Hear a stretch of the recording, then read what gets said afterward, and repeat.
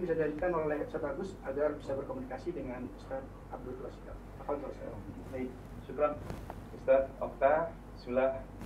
Kepada para Abi dan Umi, insya Allah kita akan beberapa saat lagi live dengan Ustadz Abdul Wasikal dari Jogja langsung.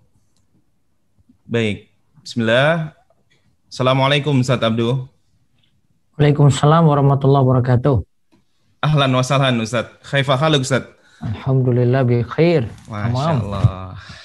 Ini dengan kami Al-Wildan Ustadz. Al-Wildan International Islamic School yang terdiri di kajian ini ada para orang tua murid, baik Abi maupun Umi, dan juga kepada para siswa, baik tingkat SD, SMP maupun SMA Ustadz. Begitupun para pengajar di sini, baik dari tenaga pendidik maupun tenaga kependidikan Ustadz. Mudah-mudahan dengan kajian ini, dengan tema kunci pintu surga, kita bisa meraih ilmu yang bermanfaat di forum atau di majelis ilmu ini, Ustaz.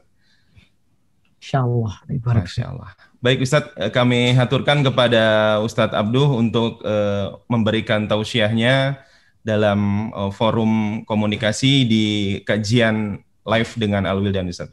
Waktu dan tempat kami persilahkan. Bismillahirrahmanirrahim. Assalamualaikum warahmatullahi wabarakatuh. Waalaikumsalam warahmatullahi wabarakatuh. Waalaikumsalam. Innal hamdalillah nahmaduhu wa nasta'inuhu wa nastaghfiruh wa na'udzu billahi min syururi anfusina wa sayyiati a'malina. May yahdihillahu fala mudilla lahu wa may yudlil fala hadiyalah. Wa asyhadu an la ilaha illallah wahdahu la syarikalah. Wa asyhadu anna Muhammadan abduhu wa rasuluh. Allahumma salli ala nabina wa sayyidina Muhammad wa ala alihi wa man tabi'ahum bi ihsan ila yaumiddin. Allahumma inna nas'aluka ilman nafi'a wa rizqan thayyiba wa amalan mutaqabbalah. Segala puji kita panjatkan pada Allah. Salawat dan salam semoga tercurah pada Nabi besar, Nabi agung, Nabi kita Muhammad sallallahu alaihi wasallam. Alhamdulillah, kita bersyukur pada Allah. Pada kesempatan pagi ini kami diberikan kesempatan untuk hadir di dalam webinar yang diselenggarakan oleh Al-Wildan Islamic School, yang turut hadir juga para ustadz, kemudian para staf, dan juga orang tua murid dan para santri juga yang ikut hadir pada kesempatan pagi ini. Mudah-mudahan jadi majelis yang penuh berkah. Kita memohon pada Allah ilmu yang bermanfaat, diberi taufik untuk beramal soleh, dan senantiasa kita diberikan berikan keberkahan dari majelis kita di kesempatan pagi ini. Tema kita adalah kunci pintu surga. Nantinya di sini ada beberapa poin yang akan kami jelaskan. Yang pertama tentang surga secara umum, gambaran kenikmatannya, walaupun ini secara global saja. Lalu tentang pintu surga, dan nanti closingnya adalah mengenai kunci utamanya. Atau nanti di tengah-tengah materi akan kami sampaikan mengenai kunci tersebut. Nah, di dalam ayat surat As-Sajdah ayat 17 disebutkan Allah Subhanahu wa taala berfirman, "Fala ta'lamu nafsun ma ukhfiya lahum." Fala ta'lamu nafsum ma ukhfiya lahum min qurrati a'yun jazaa'an bima kanu ya'malun. Tak seorang pun mengetahui berbagai nikmat yang menanti. Jadi digambarkan sini tentang nikmat-nikmat yang ada di surga ya. Di mana nikmat ini indah dipandang. Lalu dikatakan jazaa'am, sebagai balasan, bima kanu ya'malun, atas apa yang mereka kerjakan. Quran surat As-Sajdah ayat ke-17. Kesimpulan paling mudah di sini dari ayat ini, nikmat surga itu enak dipandang, itu yang pertama. Namun dikatakan fala ta'lamu nafsun ma ukhfiya lahum. Namun tidak semuanya diketahui karena semua masih tersembunyi, masih suatu perkara yang gaib yang kita tidak tahu gitu. Jazaa'an bima kanu ya'malun. Namun catatan bisa dapat nikmat-nikmat tadi kalau kita mau beramal. Ada dua hal yang perlu diperhatikan di sini. Yang pertama, kita masuk surga itu karena amal. Kemudian yang kedua, surga itu didapat tetap dengan rahmat Allah. Karena sejatinya amalan kita sendiri tidak bisa membayar surga yang begitu istimewa. Alias gini, gambarannya tidak imbang lah. Ini balasan di surga, ini yang kita peroleh, itu tidak imbang.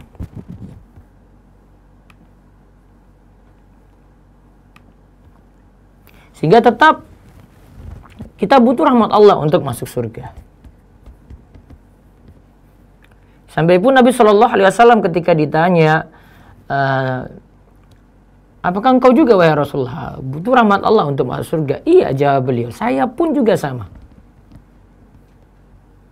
Bisa selamat ya beliau dari mara bahaya, masuk surga dengan rahmat Allah. Maka kita butuh tetap rahmat Allah Subhanahu wa taala. Dan jemaah sekalian, pelajaran penting yang lainnya lagi, di samping kita disuruh beramal, berarti kita lakukan sebab nih.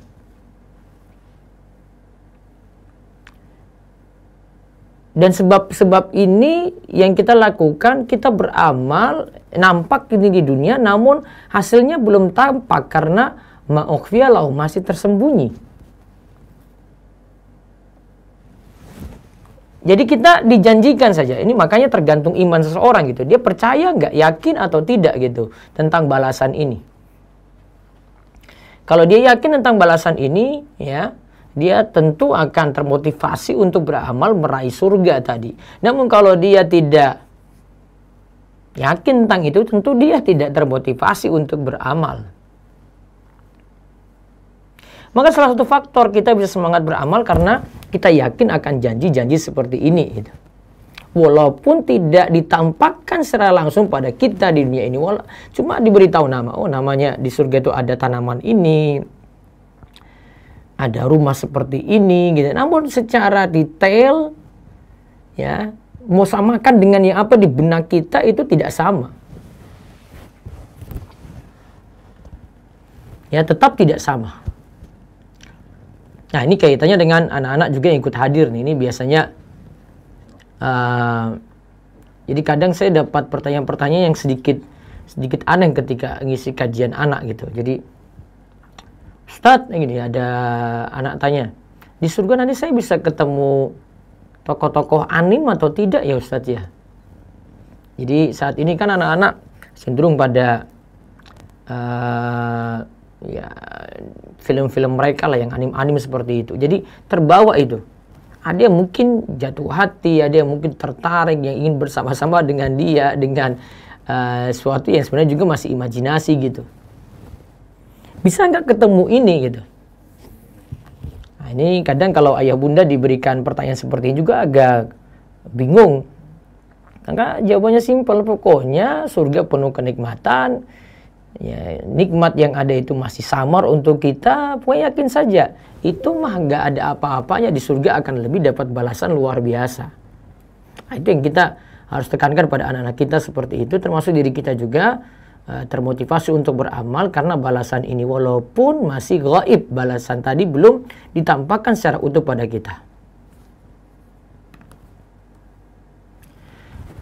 Nah, dalam hadis juga disebutkan dari Abu Hurairah radhiyallahu anhu, yaqulullahu ta'ala a'dattu li'ibadi as-salihin ma la 'ainun ra'at wa la uzunun sami'at wa la khatara 'ala qalbi basharin Dhukhran balha ma utli'tum alaih.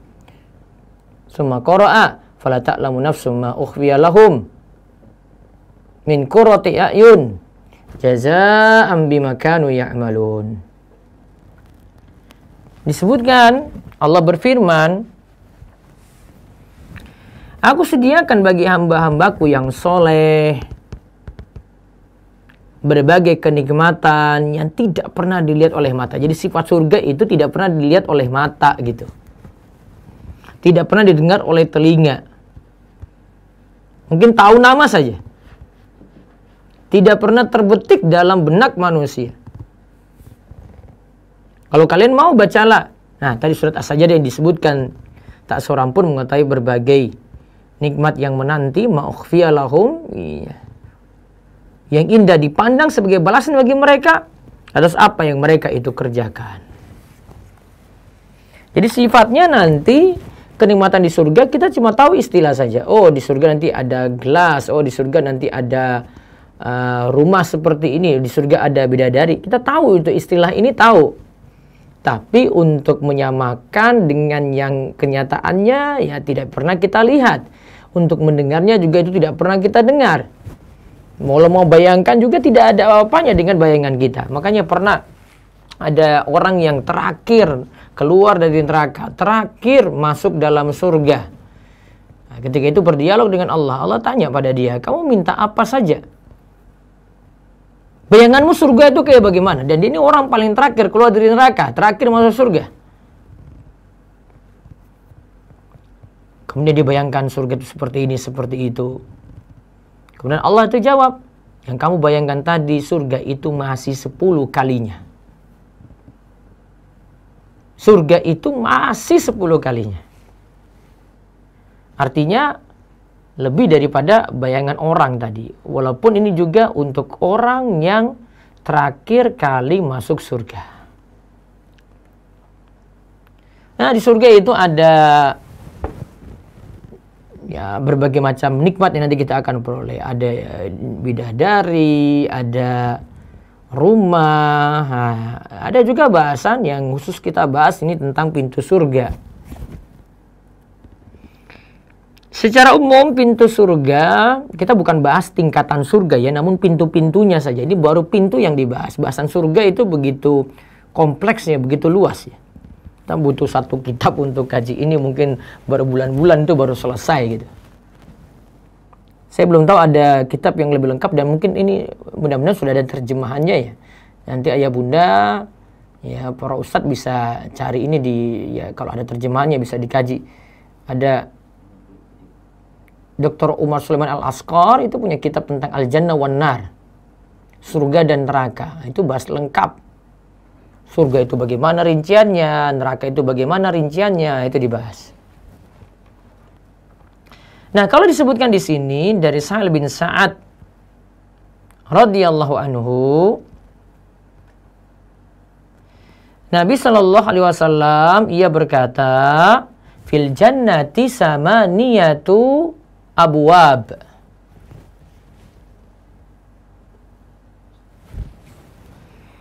Fil jannati samaniyatu abwab. Di surga itu ada 8 pintu.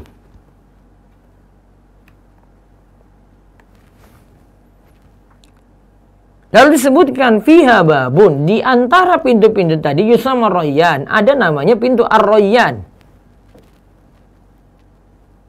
La yadkhuluhu illa shaimun. Tidak ada yang memasukinya kecuali orang-orang yang berpuasa saja. La yadkhuluhu illa shaimun. Tidak ada yang memasukinya kecuali orang-orang yang berpuasa saja. Kesimpulannya kita lihat pintu surga 8. Nanti kita akan rinci satu persatu ya. Lalu ada nama pintu surga situ Ar-Rayyan. Kemudian Ar-Rayyan ini pintu untuk orang-orang yang berpuasa. Jadi kesimpulannya pintu-pintu tadi itu dinamakan sebenarnya berdasarkan amalan. Ya, nanti ada pintu ini ya, karena amalannya itu ini, pintu ini amalannya ini, pintu ini amalannya ini ada. Kalau kita sebutkan ada 8, berarti ada 8 amalan yang penting yang nanti kalau kita memilih amalan ini, kita akan masuk surga lewat pintu tersebut.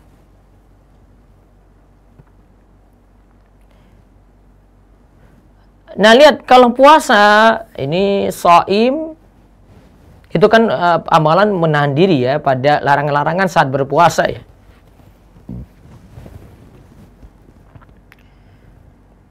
Dan kalau kata Ramadan, ini kan puasa yang wajib dilakukan pada bulan Ramadan. Ramadan itu berasal dari kata romad. Romad itu artinya keadaan yang panas, seperti sabda Nabi SAW ketika membicarakan waktu sholat duha yang utama. Beliau katakan, sholatul awwabin hina tarmadul fisalu. Sholat awwabin, yaitu sholat orang yang kembali taat, yang dimasukkan sini adalah sholat duha, dilakukan ketika anak unta merasakan panas. Tarmadu, nah itu. Tarmadul fisal. Maka Ramadan itu secara bahasa artinya keadaan yang panas. Nah, kita bawa ya, puasa tadi sudah menahan diri, ditambah lagi ya Ramadan itu keadaan panas. Dibalas dengan balasan ar-royan. Royan itu puas lepas dari kesulitan semacam tadi. Lepas dari dahaga, lepas dari panas. Maka balasannya wajar. Kesusahan yang dihadapi saat berpuasa dibalas dengan pintu ar-royan. Inilah kaidah yang namanya al-jaza'u min jinsil amal ya. Namanya balasan itu sesuai susahnya amalan tadi. Sesuai dengan amal perbuatan. Nah, ini baru kita lihat satu pintu ya jamaah sekalian. Ada juga ada dalam hadis lain dari Abu Hurairah radhiyallahu anhu, ia berkata bahwa beliau pernah mendengar Rasulullah Shallallahu Alaihi Wasallam itu bersabda, "Man anfaqa zaujaini fi sabilillah nudiya min abwabil jannati ya Abdullah hadza khair. Faman kana min ahli salaf du'iya min babis salah, wa man kana min ahli jihad du'iya min babil jihad, wa man kana min ahli siyam du'iya min babir rayyan, wa man kana min ahli shadaqah du'iya min babis shadaqah." Sini kata Nabi SAW, barang siapa yang berinfak dengan sepasang hartanya di jalan Allah, maka ia akan dipanggil dari pintu-pintu surga. Maka dikatakan, hai hamba Allah, inilah kebaikan. Ini tadi berinfak dengan sepasang harta, ini ada pembahasannya sendiri ya. Ada tafsir sendiri dari para ulama tentang ini. Saya terjemahkanlah terlek dulu. Ada pengantarnya, saya agak lupa detailnya gitu. Nah, hai hamba Allah, inilah kebaikan. Maka orang yang termasuk golongan ahli sholat, maka ia akan dipanggil dari pintu sholat. Orang yang termasuk golongan ahli jihad akan dipanggil dari pintu jihad. Orang yang termasuk golongan ahli puasa akan dipanggil dari pintu ar-royan. Dan orang yang termasuk golongan ahli sedekah akan dipanggil dari pintu sedekah. Nah, ini sebagian pintu-pintu yang tadi ada 8 disebutkan dalam hadis ini. Ahli sholat berarti lewat pintu sholat, babus sholah. Orang yang ahli jihad lewat pintu jihad, babul jihad. Orang yang berpuasa dipanggil lewat pintu ar-royan yang tadi kita terangkan, babul royan. Kemudian yang keempat, orang yang rajin sedekah lewat pintu as-sedekah, pintu sedekah, babus sedekah. Sudah 4 ya. Dan lihat kan, tadi seperti saya sebut, ini tergantung amal ya. Ada sholat ya karena dia rajin sholat, jihad ya karena dia itu berjihad. Dan jihad di sini jamaah sekalian ada 2 macam ya, jihad dengan senjata untuk orang khusus pada waktu tertentu, ada jihad dengan ilmu untuk semua orang setiap waktu untuk mengkonter pemahaman-pemahaman sesat dan seterusnya. Ada 4 di sini, pintu sholat, pintu jihad, pintu ar-royan, pintu sedekah. Sudah 4 pintu terjawab dengan hadis ini.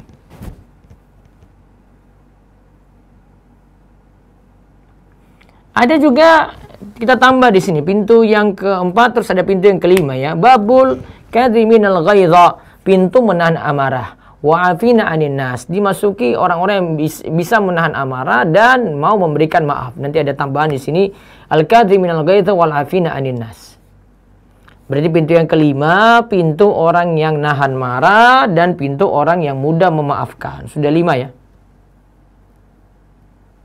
Nah, di sini amalannya adalah nahan marah. Ya, Bunda sekalian, ya, para ustadz.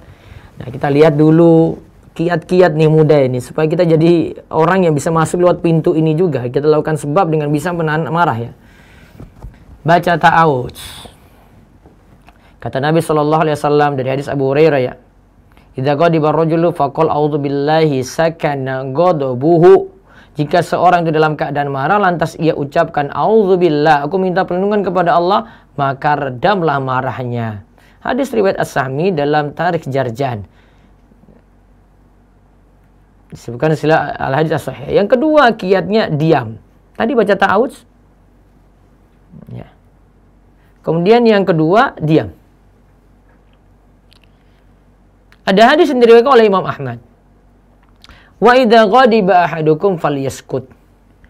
Jika salah seorang di antara kalian marah, diamlah. Jadi gini, ketika marah ini ada sesuatu yang ditahan gitu ya. Ini bentuk sabar itu. Sabar kan secara bahasa kan artinya menahan diri. Ini kalau mau ngomong tahan dulu ngomongnya. Kalau tangan mau bergerak dia tahan tangannya. Kalau kaki mau bergerak lagi dia tahan kakinya. Dia diam, mendingan dia diam. Kalau dia lepaskan ini dengan omongan, dengan tangan, dengan kaki, wah itu tambah memuncak lagi marahnya. Maka Nabi SAW suruh diam. Hadis di riwayat Ahmad. Yang ketiga berganti posisi. Ya, yang ketiga itu berganti posisi. Yang posisinya berdiri, duduk. Yang posisinya duduk, berbaring. Kata Nabi SAW dalam hadis Abu Dzar radhiyallahu anhu, "Idza ghadiba ahadukum wa huwa qa'imun falyajlis, fa in dhahaba anhu al-ghadabu wa illa falyattaji'." Bila salah satu di antara kalian marah saat berdiri, maka duduklah.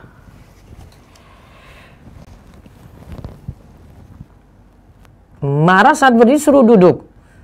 Jika itu hilang marahnya, maka sudah cukup. Namun jika tidak lenyap pula, maka berbaringlah. Tadi suruh duduk, kalau tidak lenyap pula, maka disuruh berbaring. Ganti posisi ini memudahkan orang tidak sampai marah besar. Terus berwudu.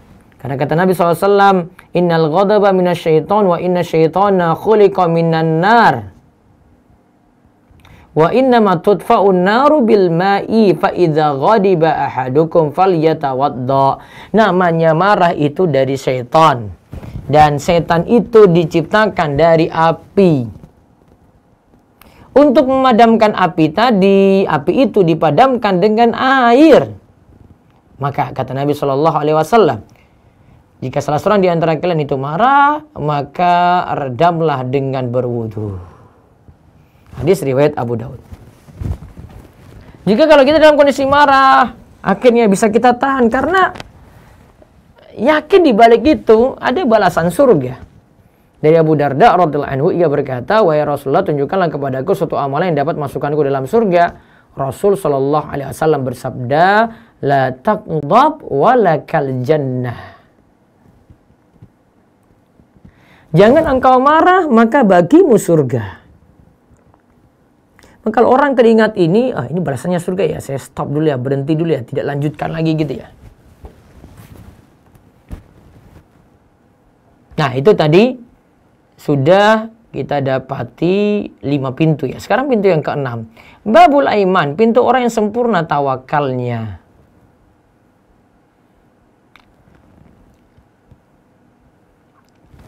Ini disebutkan dalam hadis sendiri, ada namanya Babul Aiman. Dan orang yang sempurna tawakalnya ini, wujudnya adalah orang yang disebutkan dalam hadis 70.000 orang yang masuk surga tanpa hisab, tanpa siksa. Sifatnya adalah la yastarkun, wa la yaktawun, wa la yatatayyarun, wa ala rabbihim yatawakkalun. Sifatnya adalah tidak minta diruqyah, tidak minta diobati dengan cara tidak pesimis karena mendapati sesuatu, istilahnya tatayyur atau tiara, beranggapan sial, juga bahasa kita gitu ya, bagusnya terjemahkan pesimis, akhirnya mengurungkan niat untuk melakukan sesuatu gara-gara ada sesuatu.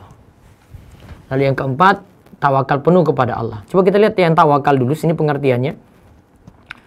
Tawakal itu penyandaran hati, kata Ibnu Rajab, pada Allah untuk meraih berbagai kemaslahatan dan menghilangkan bahaya baik dalam urusan dunia maupun akhirat. Menyerahkan semua urusan kepada Allah serta meyakini dengan sebenar-benarnya bahwa tidak ada yang memberi, menghalangi, mendatangkan bahaya dan mendatangkan manfaat kecuali Allah semata. Nah, saya balik lagi tadi ya. Karena tawakal ini bentuknya seperti itu. Karena orang tidak minta diruqyah, dia tidak terlalu tawakal kepada orang yang ngobati. Karena ada yang terlalu berlebihan dalam bersikap pada orang yang meruqyah gitu. Wah, ini kalau dengan kiai ini luar biasa, kalau yang lainnya itu enggak gitu. Jadi sudah kurang tawakalnya. Makanya dibahas dia tidak minta diruqyah. Adapun meruqyah boleh. Dan secara umum meminta ruqyah juga dibolehkan. Yang masalah kalau tawakalnya kurang. Ini penjelasannya lebih tepat ini dari kompromi dalil-dalil yang ada ya. Karena Nabi SAW juga diruqyah jemaah. Jibril meruqyah Nabi SAW ketika Labid bin Al-Asam itu menyihir Nabi SAW. Ini diantara dalilnya masih boleh ruqyah gitu ya. Namun kalau minta diruqyah perlu ditekankan. Ingat, tawakalnya pada Allah. Jangan tawakal pada sebab. Jangan tawakal pada orang yang meruqyah gitu. Kemudian wala yaktawun, yaitu orang yang meminta diobati dengan besi panas. Wala yatatayyarun, dia tidak pesimis pada sesuatu.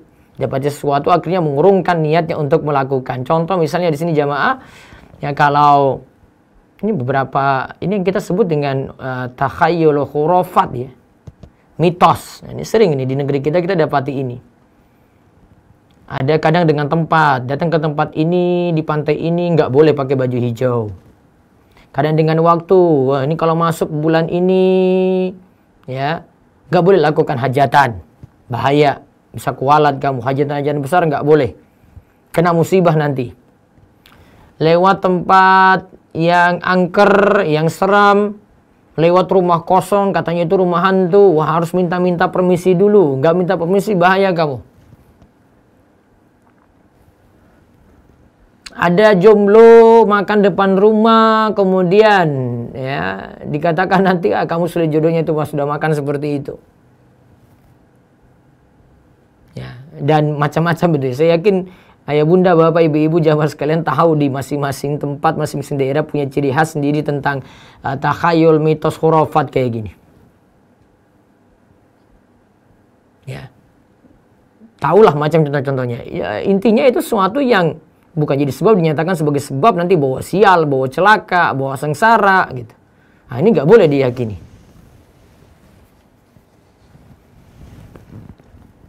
Nah, orang yang tawakal penuh, dia kalau misalnya melakukan hajatan, misalnya nikah ya gitu ya. Maka dia tawakal penuhnya pada Allah. Sudah, saya yakin nih, saya optimis nih lakukan ini. Awal Allah yang mudahkan saya. Nah, orang yang punya sifat tawakal seperti inilah yang dikatakan dapat pintu aiman, babul aiman. Hati-hati, orang kalau tidak ngaji tauhid benar, akidah nggak kuat, ya tidak dapat keutamaan semacam ini. Nah, kalau tawakal para Rasul, Ibnu Qayyim katakan dalam kitabnya Al-Fawaid bahwa tawakal yang paling agung adalah tawakal untuk mendapatkan hidayah. Tetap teguh di atas tauhid. Dan tetap teguh dalam mencontoh atau mengikuti Rasulullah SAW serta berjihad melawan alil batil. Dan beliau rahimahullah mengatakan bahwa inilah tawakal para Rasul dan pengikut Rasul yang utama. Ada lagi pintu ridho atas takdir Allah. Karena namanya orang yang ridho dalam takdir itu seperti disebutkan dalam masalah rukun iman dalam hadis Jibril. Tu'minu billahi wa malaikatihi wa kutubihi wa rusulihi wal yaumil akhir wa tu'minu bil qadari wa khairihi wa syarrihi. Engkau beriman kepada Allah, kepada malaikat, kepada kitab, kepada para rasul, kepada hari kiamat dan kepada takdir yang baik maupun yang buruk. Ada juga namanya babul taubat, pintu taubat. Dan Allah perintahkan kita itu bertaubat, ya ayyuhalladzina amanu tubu ilallahi taubatan nasuha. Hai orang-orang yang beriman, bertaubatlah kepada Allah dengan taubatan nasuha. Taubat yang semurni-murninya. Taubat yang nasuha itu bagaimana? Kata Ibnu Katsir, ada 3 syarat. 3 syarat disebutkan itu taubat yang nasuha. Yang pertama, ya syarat pertama itu adalah menyesal atas dosa, dia bisa sambil menangis, boleh. Kemudian yang kedua itu kembali taat, yang maksiat dia tinggalkan, yang masalah wajib dia belum kerjakan, ya dia kerjakan kembali. Kemudian yang ketiga bertekad tidak mau mengulangi lagi. Ini syarat 3, yang ini syarat pokok. Ada lagi ulama yang tambahkan, harus ikhlas ketika bertobat. Ya, bertobat sebelum waktunya itu habis. Kalau itu sama manusia, maka dia selesaikan perkara tadi. Nah, ini nanti akan mendapatkan pintu khusus namanya pintu taubat. Tadi sebelumnya adalah pintu ridho. Ada juga yang sebut lagi ada babul walid, pintu berbakti kepada orang tua. Ya, anak lihat keadaan orang tua bagaimana meskipun belum sepuh, apalagi kalau sudah sepuh ya. Karena kalau dia nurut pada orang tua, ridho Rabbi fi ridhol walidi wa sakhatu Rabbi fi sakhatil walidi. Ridho Allah tergantung pada ridho orang tua, murka Allah tergantung pada murka orang tua. Karena memang anak yang durhaka itu sungguh terhina, kata Nabi SAW, sungguh terhina, sungguh terhina, sungguh terhina. Ada yang bertanya, siapa wahai Rasulullah? Beliau bersabda, sungguh hina seorang yang mendapati kedua orang tuanya yang masih hidup atau salah satu dari keduanya ketika mereka telah tua, namun justru ia tidak masuk surga. Ada lagi babul haji. Sebenarnya kalau kita sudah hitung ini lebih dari 8 pintu. Nanti saya akan simpulkan terakhir ya, karena ada yang satu pintu yang para ulama beda pendapat, ini pintu apa namanya gitu ya. Babul haji, pintu orang yang menyempurnakan haji. Dia berarti melaksanakan haji. Haji besar yang dimaksudkan sini ya, bukan umroh ya. Ini tentu saja dilihat dari kemampuan. Wal hajjul mabrur laisa lahu jazaa'un ilal jannah. Dan haji mabrur tidak ada balasan baginya kecuali surga. Apa yang dimaksudkan haji mabrur? Haji mabrur tidak ada balasan yang pantas baginya selain surga. Maksudnya haji mabrur tidak cukup jika pelakunya dihapuskan sebagian kesalahannya saja, bahkan ia memang pantas untuk masuk surga, kata Imam Nawawi. Ada lagi namanya babu zikri, pintu orang yang banyak berzikir. Wa dzakirinallaha katsira wa dzakirat adallahu lahum maghfiratan wa ajran 'azima. Laki-laki dan perempuan yang banyak menyebut nama Allah, Allah telah menyediakan untuk mereka ampunan dan pahala yang besar. Ada lagi namanya babul ilmi, pintu orang berilmu. Berarti ini untuk orang yang rajin berilmu. Wa man salaka tariqan yaltamisu fi ilman sahalallahu bihi tariqan ilal jannah. Siapa yang menempuh jalan untuk mencari ilmu, maka Allah akan mudahkan baginya jalan menuju surga.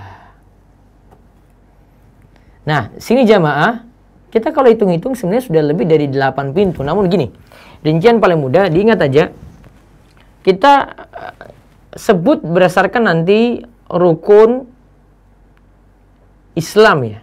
Maka ada babus sholah, pintu sholat, pintu sedekah itu sama dengan pintu zakat, kemudian pintu puasa yaitu tadi pintu ar-rayyan, kemudian ada pintu haji yang keempat, kemudian pintu yang kelima pintu jihad. Ya, sholat, sodako, ar-rayyan, ya, sholat, sodako, ar-rayyan, haji, jihad. Terus pintu aiman tadi yang keenam. Terus pintu yang ketujuh, al-kadhibinal ghaitha wal afina anin nas, bagi orang yang tadi menahan amarah dan mudah memaafkan. Tadi lupa kata mudah memaafkan, tadi dituliskan di flyer atau di slide. Sudah 7 ya. Terus yang ke-8, sisa yang lain tadi. Para ulama berselisih pada pintu yang ke-8 ini. Ada yang sebut itu pintu ilmu, ada pintu zikir, pintu haji, pintu berbakti pada orang tua, pintu ridho, pintu tobat. Ya, itu. Kuncinya ini semua jamaah, Bapak, Ibu-ibu, ayah bunda sekalian, kuncinya semua adalah ini pada amal. Tetapi kuncinya lagi tetap pada, karena tadi saya sempat singgung ada rukun Islam di sini, sebenarnya kuncinya itu pada tauhid. Dan ingat kalimat tauhid itu kuncinya surga. Jadi sebenarnya sebelum kita bahas amal-amal ini, kuncinya pada tauhid dulu. Kalau tauhid kita benar, kita tinggalkan syirik, kita tinggalkan sihir-sihir, kita tinggalkan perdukunan, kita tinggalkan khurafat-khurafat macam-macam. Tauhid kita itu benar, maka amal-amalan tadi baru berpengaruh.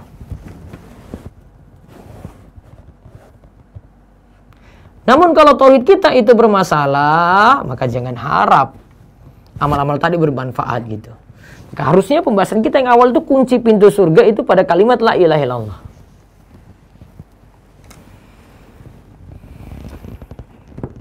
Itu kuncinya ya di situ.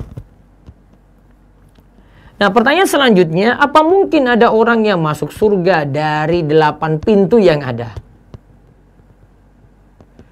Ya, dia bisa masuk pintu sholat, pintu sedekah, pintu ar-royan, pintu haji, pintu jihad. Karena amal-amal tadi dia punya semua. Jawabannya bisa.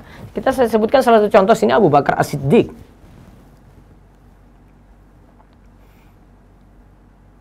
Abu Bakar itu ceritakan tentang Abu Bakar Al-Muzani ceritakan tentang Abu Bakar As-Siddiq. Ia katakan, tidaklah Abu Bakar itu melampaui para sahabat Muhammad SAW semata karena banyaknya mengerjakan puasa atau sholatnya. Walaupun memang kenyataannya dia rajin puasa, rajin sholat nih Abu Bakar. Akan tapi karena iman yang sebenarnya bersemayam dalam hatinya, sehingga ketika Nabi SAW tanyakan siapa yang puasa hari ini, jawabnya Abu Bakar, saya. Siapa yang sedekah hari ini, jawabannya saya. Siapa yang sudah mengunjungi orang sakit hari ini, dia jawaban saya. Siapa yang layat orang mati saat ini, dia jawab saya. Maka Nabi SAW itu katakan terakhir, siapa yang terkumpul padanya sifat-sifat ini, maka dia dijamin masuk surga. Maksudnya untuk Abu Bakar. Namun sejatinya Abu Bakar kalau mau dihitung-hitung puasa dan sholatnya kalah mungkin dengan sahabat yang lainnya, tapi imannya yang luar biasa. Maka kata Ibnu Al-Aliyah, sesuatu yang bersemayam dalam hatinya adalah rasa cinta kepada Allah dan sikap nasihat ingin terus memberikan kebaikan terhadap orang lain. Dan juga memang ada pembahasan yang lainnya lagi, ada orang-orang yang bisa memilih pintu surga mana saja yang ia mau. Seperti misalnya seorang wanita, bunda-bunda, ibu-ibu yang hadir pada pagi ini, punya kesempatan untuk itu.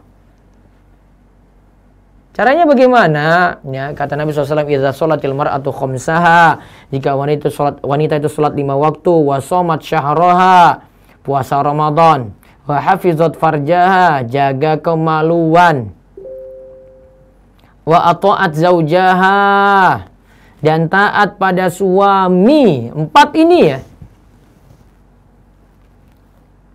Maka kata Nabi SAW, silakan dia masuk surga, pilih pintu mana saja yang ia mau. Karena ada sebab sholat dia itu bisa masuk pintu sholat, karena ada sebab puasa dia masuk pintu puasa, karena sebab dia jaga diri dari zina juga, ya. Dan yang lain, dan 4 sifat ini tergabung, dia boleh pilih pintu mana saja. Jadi mudah untuk kita. Namun apa? Kuncinya tadi ya. Pada awal tadi kunci utama tetap tauhid, iman, akidah harus benar, harus lurus. Gak bisa tuh muslim itu masih ada keyakinan khurafat terus dia harap seperti ini, gak bisa. Dia masih percaya ramalan-ramalan, dukun. Ya sekarang lagi marak nih dukun-dukun ya. Lagi ada seminar besarnya itu. Gak mungkin itu ada harapan. Karena Nabi SAW saya katakan orang yang datangi tukang ramal, dia mempercayainya, sholatnya tidak diterima 40 hari. Rasulullah yang katakan ini. Maka kunci utamanya di situ. Jadi pembahasan kita, apa kunci pintu surga? Pertanyaannya kembali, ayo kita memperbaiki akidah, luruskan akidah kita, pelajari tauhid, iman kita diperbaiki. Maka bereslah tadi amalan-amalan yang lainnya kalau kita semangat untuk melakukan amalan yang lain. Wallahu a'lam bishawab. Itu yang kami bisa sampaikan pagi hari ini. Silakan jika dari Al-Wildan, kami kembalikan kepada moderator, ingin menyampaikan pertanyaan, kami persilahkan. Semoga. Fadhol Ustaz. Syukran Ustaz Abdul Twasikal, jazakallahu khairan atas materi yang telah disampaikan. Baik, setelah materi disampaikan oleh Ustaz Abdul Twasikal Hafizahullah Ta'ala, insyaallah kita akan buka sesi tanya jawab. Ya, di kolom chat Ana sudah informasikan bahwa bagi para abu dan umu atau ikhwan akhwat yang ingin bertanya, silakan raise hand terlebih dahulu. Ya, setelah nanti raise hand akan kami pilih. Bagi yang ikhwan boleh menyalakan video dan membuka mic-nya. Tapi bagi yang akhwat harap hanya menyalakan suaranya saja, mikrofon saja. Tafadhol bagi para abu dan umu yang merupakan wali murid dari Al-Wildan, mohon disebutkan nama abunya atau umunya, lalu sebutkan juga nama Ananda dari Al-Wildan mana, apakah Al-Wildan 1, 2, 3, atau 4. Tafadhol.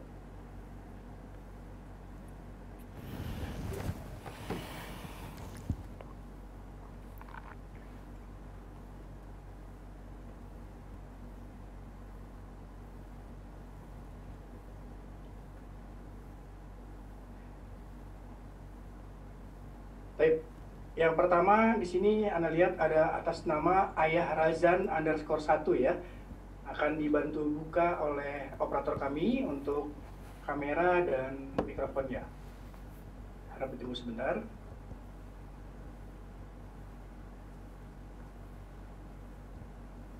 Assalamualaikum Ayah Razan.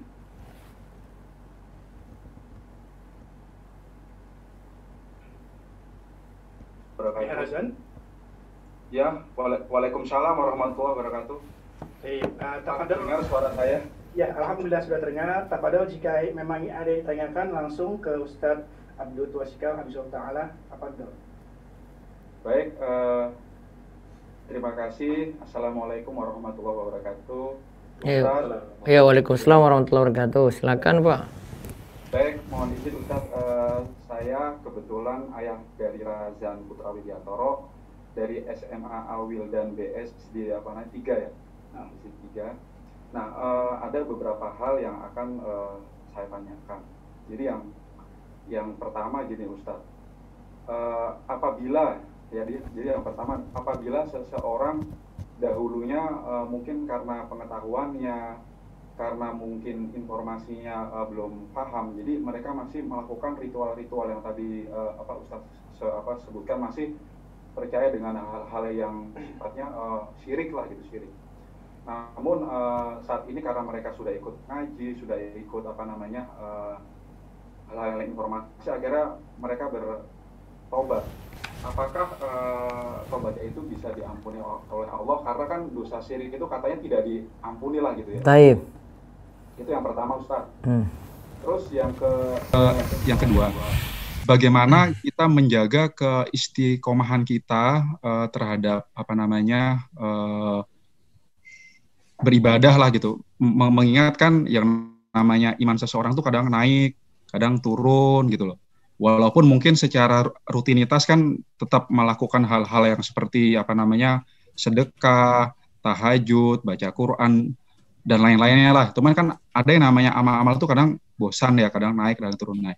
Mungkin itu saja Ustadz, sementara ada 2 hal itu. Terima kasih. Baik. Tadi Ayah Rozan tadi pertama tentang apa tadi? Masih Dosa syirik apa? Dosa sebagai syirik. Mengenai dosa syirik Ustaz. Mengenai dosa syirik tadi beliau sebutkan bentuknya tadi. Gitu, ya. Jadi gini Ustadz, jadi kan apabila seseorang yang sebelumnya mereka karena pengetahuannya, karena mungkin belum banyak mengaji, melakukan dosa-dosa syirik yang masih percaya dengan ramalan lah gitu, ramalan atau apalah gitu ya. Terus akhirnya sudah tahu lah, sudah mengetahui, begitu bertobat, sudah meninggalkan, apakah itu diampuni oleh Allah? Itu aja. Baik. Yang pertama perlu dipahami Abu Rozan, dosa apapun kalau orang itu bertobat Allah akan ampuni, hatta sampai dosa syirik sekalipun. Kalau orang itu bertobat, tadi 3 syarat tobat sudah saya sebut ya. Menyesal, kembali taat, bertekad tidak mau mengulangi lagi. Kalau 3 ini telah dilakukan untuk dosa syirik sekalipun, atau seorang itu ya, dapat kita katakan pernah murtad lah, terus dia tobat dari hal ini, maka dianggap akan diampuni. Asalkan syarat-syaratnya terpenuhi tadi. Tetapi kalau dia itu tidak bertobat, apalagi kalau nggak mau ngaji, tidak mau tahu, nah ini yang riskan bagi dia. Adapun tentang pernyataan dosa syirik itu tidak diampuni, ini kurang tepat. Yang dimaksudkan dosa syirik tidak diampuni itu bila dibawa mati. Seperti dalam firman Allah, dalam ayat disebutkan innallaha la yaghfiru ayyushraka bih wa yaghfiru ma duna dzalika liman yasha. Allah tidak akan mengampuni dosa syirik. Namun para ulama itu beri catatan, dosa syirik yang dibawa mati. Dan Allah masih mengampuni dosa dibawa kesyirikan bagi siapa yang Allah kehendaki. Tapi untuk dosa syirik di sini sebutkan, tafsir yang ada para ulama sebutkan kalau dibawa mati. Kalau tidak dibawa mati artinya dia sudah taubat ketika hidupnya, insya Allah diampuni. Yang penting sekarang perbaiki diri, ngaji akidah yang benar, perbaiki iman, pahami lagi syirik lebih detail lagi deh. Nah, sehingga dia tahu mana yang salah-salah, ya benar-benar dia jauhi dan tidak mau mengulangi lagi gitu. Yang penting jangan sampai dibawa mati. Ya, kalau ini dibawa mati dan ini bentuknya syirik akbar, syirik besar, ya sudah kekal dalam neraka. Terus yang kedua tadi, ini syirik. Yang kedua, apa tadi Ustaz? Yang kedua. Kiat-kiat istiqomah, Ustaz. Nah, ini satu jilid lagi nih bahasannya nih kalau kiat istiqomah itu. Istiqomah itu banyak sekali nih rinciannya. Namun secara global saja. Yang paling umum ya bisa istiqomah itu yang pertama adalah kalau orang memiliki iman yang kuat dulu. Karena memiliki iman yang kuat, dia akan diteguhkan, dikuatkan imannya sampai dia meninggal dunia. Iman yang kuat ini tentu saja didapati dari ilmu yang benar dan ilmu yang kuat dan ilmu yang dijaga ajak terus gitu. Kalau kita butuh istiqomah untuk ngaji ya diantaranya untuk istiqomah sampai mati. Itu pertama dulu. Kemudian yang kedua cari sebab.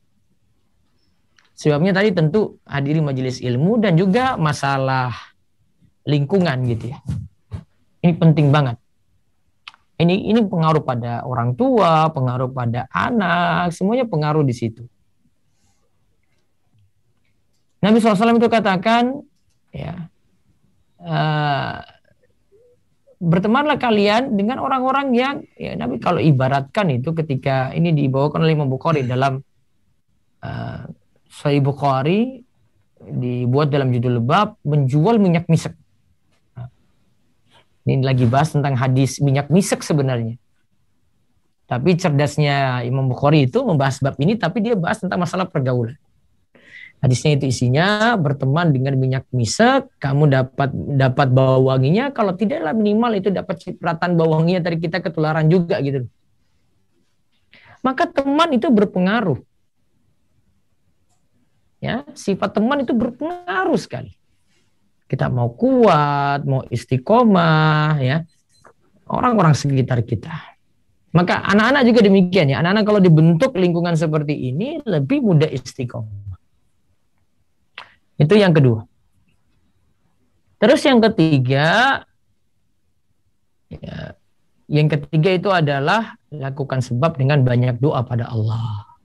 Karena Allah membolak-balikan hati. Ya Allah, terserah Allah gitu. Dan ini tergantung dari manusia yang melakukan sebab juga. Dia ingin menyimpang, ya Allah tambahkan dia itu menyimpang. Namun kalau kita memang butuh istiqomah, ya sangat butuh sekali hal ini, maka kita banyak mohon pada Allah. Seperti dengan doa. Rabbana la tuzigh qulubana ba'da idh hadaitana wa hab lana min ladunka rahmah innaka antal wahhab. Atau dengan doa ya hayyu ya qayyum bi rahmatika astaghits wa aslih sya'ni kullahu wa la takilni ila nafsi tarfata ainin abadan. Dan masih banyak kiat-kiat yang lainnya lagi untuk bisa istiqomah. Yang jelas kalau saat pandemi seperti saat ini, saya sebut itu ini penyakit yang luar biasa. Jadi futur saat pandemi itu lebih dahsyat. Bahkan kalau saya mau bilang penyakit futur itu lebih parah sebenarnya daripada pandemi ini. Karena kalau pandemi cuma nyerang fisik, tapi kalau ya futur tidak semangat saat pandemi itu melanda, lebih parah lagi daripada itu. Hati sudah nggak bisa move on, hati nggak bisa hidup dan seterusnya. Maka pada saat-saat pandemi seperti ini lebih jaga keistiqomahan. Kadang rasa malas kita tinggalkan, hadir lagi majelis ilmu, kembali belajar dengan para ustadz, ya walaupun dengan memakai Zoom seperti saat ini gitu ya. Ya, yang penting kita lakukan sebab dulu deh supaya bisa terus istiqomah. Wallahu a'lam. Gitu, Abu Rozan. Nah, syukran Ustaz Abdul Twasikal atas jawabannya. Di sini Ana akan membacakan pertanyaan dari Umu. Sebentar, di sini ada Umu Nita Yulianti, Ustaz. Pertanyaan melalui chat. Bismillah. Assalamualaikum warahmatullahi wabarakatuh. Waalaikumsalam warahmatullahi wabarakatuh. Pak Ustadz, apakah pintu surga karena berbakti kepada orang tua dikhususkan kepada orang tua kandung saja atau termasuk bakti kepada orang tua angkat? Jazakumullah khairan. Barakallah. Kalau kita bahas bakti pada orang tua berarti pada orang tua kandung. Sedangkan pada orang tua angkat cuma karena jasa dia gitu. Berbuat baik biasa. Tetap yang dimaksudkan kalau berbakti pada orang tua kandung. Nah, tadi itu yang dimaksud dengan babul walid itu. Wallahu a'lam. Birrul walidain itu. Sekali lagi ya silakan. Ini untuk pertanyaan ketiga, Ana minta bantuan kepada operator untuk mengaktifkan video dan mikrofon dari Imam Nur Rahman yang berbahasa Arab.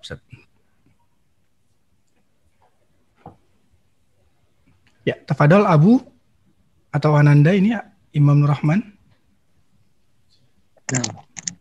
Ya, silahkan bisa masuk Abu. Terdengar, Ustaz? Terdengar. Bisa ditampilkan mungkin Abu videonya. Silakan. Izin bertanya, Ustaz. Fadhal, silakan. Ya. Dalam sebuah hadis riwayat Tirmizi, sebelumnya perkenalan, saya Imam Nur Rahman, mahasiswa Yatba Al-Wildan.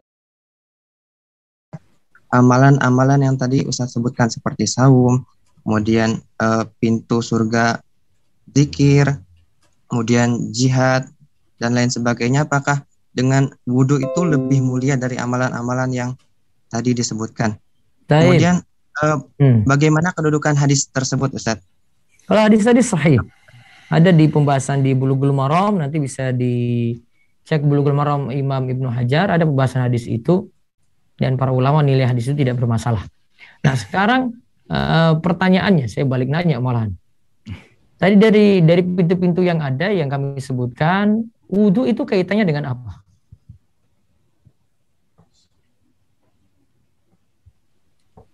Dengan setiap ibadah, Ustaz. Wudhu, khusus untuk wudhu. Wudhu dipakai untuk apa? Untuk beribadah. Ibadah yang mana? Sholat. Nah, sholat ya. Tadi ada pintu sholat nggak? Ada, Ustaz. Ada. Nah, berarti kaitannya dengan sholat. Kalau wudhu tidak ada, sholatnya jadi sah atau tidak? Tidak, Ustaz. Nah, tidak. Sudah terjawab di situ berarti. Mulianya wudhu karena dia jadi syarat untuk adanya babu sholat tadi. Tidak adanya wudhu, maka tidak ada pintu ini. Maka awali dulu dengan wudhu. Gitu. Sehingga kalau dikatakan itu bisa masuk lewat pintu mana saja, pembuka itu dia. Paling penting dua, yaitu syahadat dan sholat. Maka puasa baru bisa benar diterima kalau sholat itu ada. Kalau pakai pendapat ini. Maka wudhu pengaruh ke sholat, sholat ini pengaruh ke amalan yang lainnya. Sehingga pantas disebut tadi orang yang berwudhu tentu dengan cara Nabi Shallallahu Alaihi Wasallam ya. Karena di situ ada cerita sebelumnya itu. Ada cerita sebelumnya itu tentang praktek wudhu dari Utsman. Ya, Maula Utsman itu yang melihat, kemudian di akhir disebutkan itu ditambah lagi dengan sholat sunnah wudhu. Nah, itu yang dimaksud. Wallahu a'lam. Nah, syukran jazilan Ustaz Abdul Tausikal atas jawabannya. Ya. Ana akan bacakan kembali Ustaz, ada pertanyaan dari Marisa Umu Omar ya. Bismillah. Assalamualaikum warahmatullahi wabarakatuh. Waalaikumsalam warahmatullahi wabarakatuh. Afwan mau bertanya Ustaz, bagaimana dalam mengendalikan amarah terkait dengan anak bila tidak nurut sedangkan ada deadline tugas? Masya Allah, ini berhubungan dengan pembelajaran Ustaz. Udah dijawab Ustaz.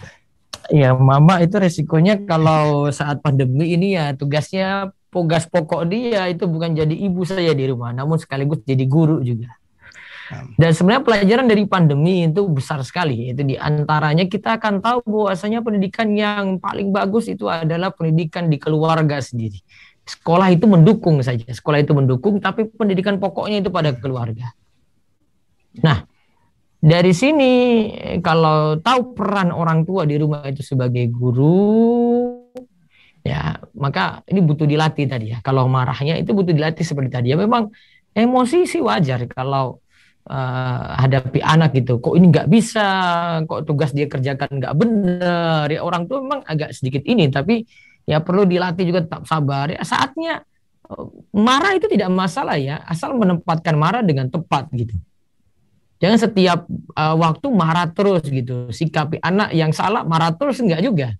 Jadi kapan penempatannya yang tepat, ini bisa dengan halus atau tidak, bisa bicara baik-baik atau tidak, tempatkan itu.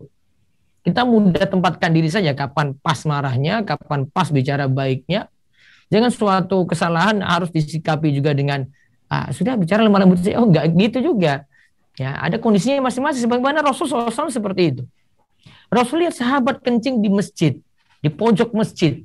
Rasul biarkan tuh si Arab Badui ini kencing. Sahabat bawa emosi berat itu dengan dia.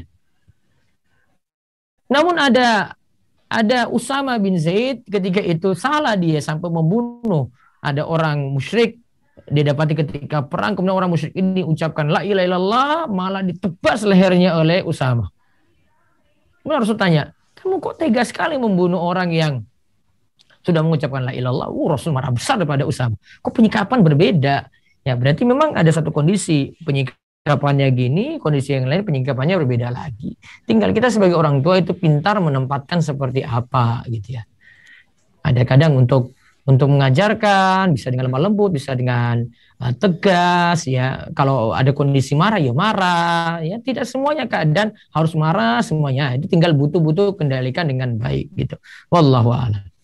Ya, syukron Ustadz Abduh atas jawaban-jawabannya. Ustadz Abduh, afwan sekali lagi berkenan untuk ada di sesi kedua Ustadz untuk pertanyaan. Ya, silakan. Dua penanya lagi. Baik Ustadz. Ji, monggo. Sudah ada Bapak Muhammad Rafif Devino yang sudah siap untuk diskusi via video Ustadz. Tafadhol kepada Bapak Muhammad Rafif Devino untuk bisa diaktifkan mic dan juga videonya. Silakan, Ustadz.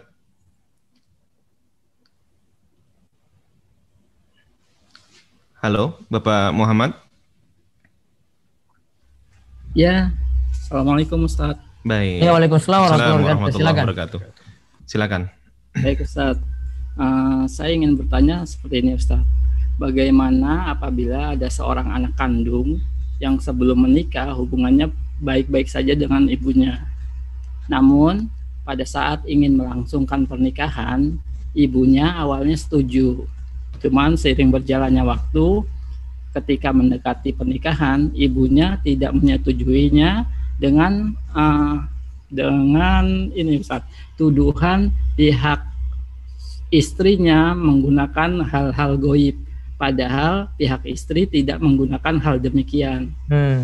Nah, hanya tuduhan dari ibu kandungnya.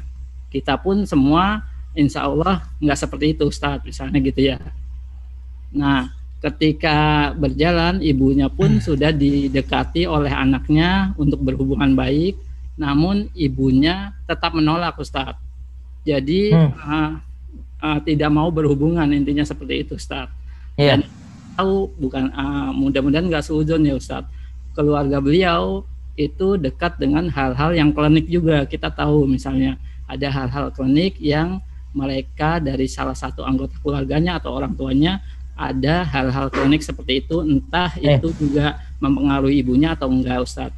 Nah, bagaimana kasusnya ketika sampai anaknya lahir, itu anaknya juga khawatir dengan kondisi yang seperti itu, ketika mendekati ibunya nggak terima, terus ketika anaknya juga nggak ngabarin seperti itu, Ustadz. Bagaimana sikap kita, Ustadz, supaya hal ini tidak menghalangi beliau atau mereka itu masuk surga gitu ya, Ustadz. Assalamualaikum warahmatullahi wabarakatuh. Ujung-ujungnya pernikahan berlanjut nggak itu? Berlanjut, Ustadz, sampai sekarang. Cuman hubungan antara pihak lelakinya dengan ibu kandungnya itu jadi putus, Ustadz. Cuman pihak laki-laki dengan istrinya dan dengan keluarga istri justru baik-baik saja, Ustadz. Justru dengan ibu kandungnya, yang keluarga ibu kandungnya pun memutuskan hubungannya dengan pihak laki-laki, anak laki-laki itu, Ustadz. Padahal anak laki-laki itu tidak normal aja, Ustadz. Seperti kita gabung kemanapun, malah dia dekat dengan keluarga istrinya, Ustadz. Baik. Ini faktornya banyak ini, Pak. Yang pertama, sepertinya memang faktornya dari ibunya sendiri dengan lingkungan sekitarnya itu, keluarganya ataupun lingkungan sekitar ya. Bisa jadi aja beberapa kemungkinan. Ibunya seperti itu karena isu dari keluarga sendiri, dari orang sekitar. Jadi cuma sekadar isu, terus dia percaya seperti itu. Terus ya bisa jadi juga karena lingkungan sekitar yang masih percaya klinik-klinik ya, sehingga semuanya dikaitkan. Nah, sekarang tugasnya untuk selamat dari ini. Maka kalau anaknya mau menyikapi, dia lakukan sesuatu yang pokoknya bentuk dia berbuat baik dan bentuk dia tunjukkan terima kasih dan jasa besar orang tuanya gitu. Dia didatangi, bicara baik-baik, pingin kembali pada orang tuanya gitu. Pokoknya dia minta maaf semuanya. Jadi dia walaupun dari pihak yang merugi, mantunya juga ya, berarti istrinya tadi, jadi pihak yang rugi datang minta maaf, ngalah aja deh. Nah, itu lebih besar pengorbanannya memang. Ya, berulang kali seperti itu, usaha seperti itu, seperti sehingga hubungan anak dengan orang tua kandung sendiri itu jadi baik. Gak usah pandang ini dulu tadi sihir macam-macam gitu ya. Ada klinik-kliniknya macam-macam. Gak usah pandang ini dulu. Penting hubungan baik dulu. Di samping dia jaga diri juga, jangan sampai terkena dampak-dampak jelek ya dari keluarga ibu tadi ya. Dengan kuatkan zikir, kuatkan iman, kuatkan tauhid dalam diri. Wallahu a'lam. Baik, Ustadz, sebelumnya maaf, Ustadz, hal itu pun sudah dilakukan, cuman tetap ditolak terus sama orang tuanya, Ustadz. Diulang-ulang terus dan anak lebih tahu keadaan orang tuanya sendiri. Baik, Ustadz. Terima kasih, Ustadz. Insya Allah buka pintu hati orang tua. Kapan-kapan bisa berubah sendiri itu, Pak. Amin. Mohon doanya, Ustadz. Ya. Amin. Ya, terima kasih kepada Bapak Muhammad yang sudah menceritakan ya bagaimana mungkin meminta solusi yang baik ya. Baik, Ustadz, izin 2 pertanyaan terakhir, Ustadz. Ada dari para ummahat, mungkin Ustadz Okta bisa dibacakan, Ustadz. Silakan. Ini pertanyaan dari Umu Adnan, Ustadz. Bismillah, syukur Ustadz. Pertanyaan Ana adalah bagaimana kiat dan cara mendidik anak yang baik sesuai dengan zamannya. Sedangkan zaman sekarang itu sangat penuh dengan teknologi yang orang tuanya kadang jauh tertinggal dari anak-anak tersebut. Syukran, Ustaz. Orang tuanya suruh kejar lagi teknologi tadi gitu ya. Tapi kadang nggak punya kemampuan untuk kejar. Emak-emaknya nggak tahu buka sign in itu gimana, log out itu gimana, sign up itu apa, mungkin dia nggak tahu itu. Masuk Instagram juga nggak tahu. Sekarang apa TikTok nih macam-macam nggak tahu. Nah itulah. Sayangnya orang tua memang sulit untuk mengikuti ini ya. Yang ada cuma pengawasan dari orang tua. Saya nggak paksa ayah bunda mesti masuk juga ikut ke Instagram, ikut ke Facebook juga enggak ya. Karena itu habiskan waktu juga gitu loh. Kecuali memang sudah terbiasa untuk itu ya, sudah terbiasa pakai dari dulunya ya silahkan gitu ya. Tinggal ngatur bagaimana bermedsos dengan baik. Tapi intinya sih pada anak itu diawasi atau tidak gitu ya. Ya minimal ayah bunda itu tahu. Ya anak saya ini main apa ya? Itu aplikasi apa sih? Itu aja dia tahu secara umum aja dulu. Ya. Kalau dia tahu kayak begini, oh ini pakai Instagram ya. Kamu follow siapa gitu. Saya follow ini ya. Saranin ini jangan follow yang ini masalah, statusnya jelek semua. Follow yang ini ustadz nih, ini kajian-kajian isinya. YouTube nih misalnya, YouTube. Udah subscribe siapa? Ya. Oh ini subscribe, ini Bunda, ini subscribe channel-channel ini. Wah ini kan nggak bagus semuanya ini. Ini cuma ngeprank, ini cuma bohongin orang, ini cuma kerjain orang. Mana ilmunya? Nah, yang ini manfaat ini nih, ilmu-ilmu ini saya kamu pakai. Terus ini ada channel-channel bagus. Saranin lagi channel-channel yang bagus. Gitu. Jadi, ayah bunda mesti tahu untuk nyaranin saja. Ngawasi, nyaranin. Meskipun nggak terjun di situ. Gitu ya. Kayak gini nih, tahu channel-channel dakwah gitu ya misalnya ya. Anak sering nonton YouTube, ya bilang aja subscribe itu. Kan akan masuk di bagian home-nya atau explore-nya itu yang baik-baik. Kalau bunda biarin saja dia ini apa nggak, orang tua juga nggak tahu, ini nggak tahu. Ya sudah, anak bebas. Jadi dengan gawainya, dengan gadgetnya jadi nggak manfaat gitu. Intinya biarkan anak gunakan teknologi masanya, dia sudah berada di zamannya gitu ya. Tapi butuh ada pengawasan saja. Kalau dia memang masih anak-anak, masih usia SD gitu ya, kan tidak terlalu butuh banyak dibandingkan SMP sama SMA gitu ya. Ya mungkin orang tua pegang HP, nanti ada butuh anak-anak dikasih, ya ada email juga dia tidak dikasih bebas juga. Ya ada pengawasan lah intinya. Kuncinya itu pada batasan mengawasi anak. Wallahu a'lam. Ya, nah Ustaz. Ternyata orang tua harus mengikuti perkembangan juga Ustaz ya. Dan juga ya tidak mesti terjun langsung gitu. Nggak mesti dia main Instagram juga, nggak usah deh. Tapi dia minimal mengarahkan saja Ustaz gitu. Siap Ustaz. Izin untuk satu pertanyaan terakhir Ustaz sebelum ditutup. Silakan Ustaz Okta, mungkin dibacakan dari Umahat. Nah, ini pertanyaan dari Ananda, sepertinya salah satu siswa kita di kelas 11.1, Marsha Rahmadani. Tanya, Assalamualaikum warahmatullahi wabarakatuh. Waalaikumsalam warahmatullahi wabarakatuh. Anda mau bertanya, dikatakan wanita sangat mudah untuk masuk surga jika menjaga dari beberapa hal. Seperti sholat 5 waktu, maka akan diperbolehkan untuk masuk surga melalui pintu mana saja. Tapi bila sudah pernah meninggalkan sholat 1 kali, apakah kami masih diberi keringanan yang sama oleh Allah karena sudah bertobat? Atau apakah kita harus mencari cara lain untuk masuk surga? Demikian Ustaz. Ya yang tadi itu kurang kan, kurangnya itu ditutupi lagi gitu.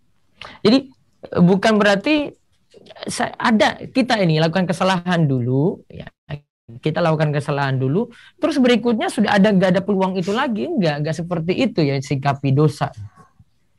Dosa itu sifatnya kalau sudah berbuat datang kebaikan tutupi ini, ya sudah dia jadi ditambal baru lagi, bahkan bisa mungkin lebih baru gitu.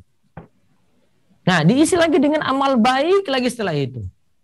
Bukan berarti dulu pernah buat dosa sudah ini seakan-akan berikutnya nggak manfaat, enggak. Jadi kalau dulu misalnya pernah bolong sholat 5 waktu subuh malas-malasan nih misalnya nih anak-anak. Ya tetap dia lakukan, disuruh sholat lagi, taubatnya ya dia lakukan sholat. Jangan coba saya sudah bolong gimana ada kemungkinan masuk surga, tetap ada. Maka ada syariat taubat namanya. Taubat ini itu rusak, bahkan mungkin sudah cacat gitu. Itu untuk nambali itu. Nah sehingga ditambal dengan taubat, bahkan dia bisa jadi lebih baik daripada sebelum dia itu bertobat. Ya, dan Nabi SAW katakan man taba minan dzambi kaman la dzamba lahu. Siapa yang bertobat dari dosa, maka dia seperti tidak pernah berbuat dosa itu sama sekali.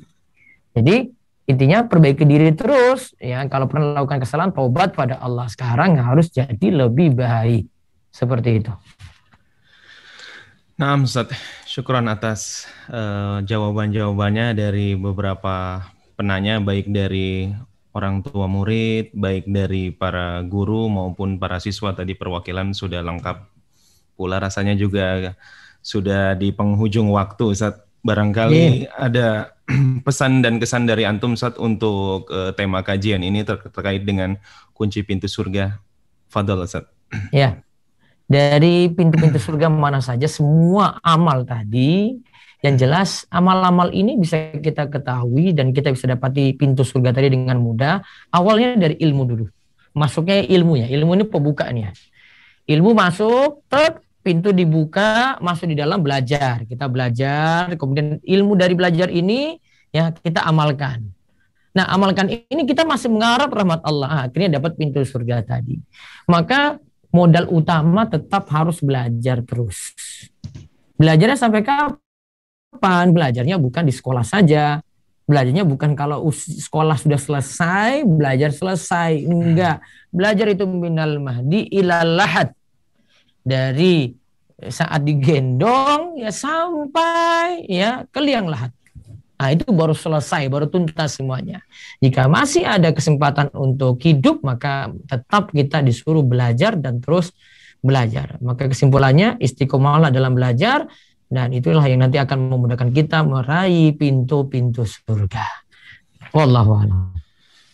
Baik Ustadz, terima kasih banyak atas arahan, bimbingan antum, nasihat antum untuk kami dari Al-Wildan International Islamic School. Mudah-mudahan dengan kunci pintu surga ini kita bisa mendapatkan banyak wawasan begitu Ustaz. Bukan hanya dari sholat, ternyata dari banyak ibadah-ibadah lainnya yang bisa kita lakukan kembali. Ustaz, mudah-mudahan dari kami mudah-mudahan ada part-part berikutnya Ustaz nantinya. Insya Allah. Baik itu kajian kunci pintu surga dan juga ada kajian-kajian berikutnya. Kami memohon waktu keluangan dari antum Ustaz, mudah-mudahan bisa memberikan tausiah untuk kami kembali Ustaz. Insya Allah. Dan saya senang sekali bisa hadir juga di kesempatan ini, karena ini sebenarnya ketemu dengan jamaah-jamaah rutin saya juga di ini di Bintaro sekitar itu ya. Jadi sebenarnya ingin ketemu juga ya, ada kesempatan, alhamdulillah sudah diberi waktu juga oleh Al-Wildan. Ya. Jazakallah khair. Syukran jazakallah khair Ustaz. Kami undur diri Pak, Ustaz, pamit. Terima kasih banyak sekali lagi. Mungkin mudah-mudahan di lain waktu kita bisa bertemu kembali. Terima kasih dari kami untuk antum dan tim Ustaz dari Sivitas Akademika Al-Wildan terutama. Ya. Baik Ustaz. Assalamualaikum. Nah, alhamdulillah telah sama-sama kita saksikan kajian Tabligh Akbar online bersama Ustadz Muhammad Abdul Tuasikal Hafizahullah Ta'ala selaku pengasuh Romaisya.com. Alhamdulillah segala rangkaian acara telah kita tuntaskan, dan semoga kita mendapatkan faedah ilmu dari apa yang disampaikan oleh Ustadz Abdul Tuasikal. Ana selaku moderator dan panitia kajian Tabligh Akbar online mengucapkan mohon maaf atas segala kesalahan. Syukron wa jazakumullahu khairan. Kita tutup kajian kali ini dengan doa kafaratul majelis. Subhanakallahumma wa bihamdika asyhadu an la ilaha illa anta astaghfiruka wa atubu ilaik. Assalamualaikum warahmatullahi wabarakatuh. Ya, waalaikumsalam warahmatullahi wabarakatuh. Ya, jazakallahu khair Ustaz.